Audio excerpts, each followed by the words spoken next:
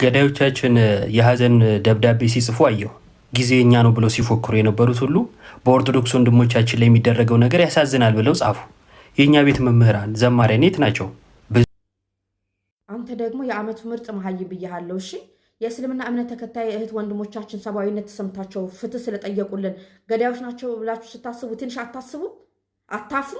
አርሲ ክልል ላይ እየገደለ ያለው የታጠቀ ኃይል ቡድን ነው እንጂ የእስልምና እምነት ተከታይ ነው እንዴ? ለምንድን ነው እንደ እውነትም አይኖራችሁ? ምን አለ እግዚአብሔርን ብትፈሩ። እነዚህ ሰዎች የእስልምና እምነት ተከታይ በሙሉ ናቸው ፍትህ የጠየቁት አለ አርሲ። ታዲያ ምን ማለት ነው? አሁን እዚህ ጋር አንተ መተህ ገዳዮቻችን ፍትህ ሲጠይቁ የኛዎቹ ዝም አላችሁ ብለህ የምትለው ምን አይነት ወራዳ እንደው የሞትን ትውልዶች ናችሁ? በመድኃኔዓለም አርሲ ላይ ሄዳችሁ መጠየቅ ትችላላችሁ፣ በቦታው ተገኝታችሁ። አርሲ ላይ በግፍ እየጨፈጨፈ ያለው የታጠቀ ቡድን አይደለም እንዴ? ከየት አመታችሁ ነው እምነትን ከእምነት ጋር ልታፋጁን? የእናንተ ውጤት ነው ይሄ። እምነት ለእምነት አንድ አፋችሁን እየከፈታችሁ የምታንጨርሱን ተቻችለን የኖርን ህዝቦች ላይ ምን አይነት ይሄ ደግሞ የሰባ ደንቆሮ መሀይም ነው መድኃኔዓለም።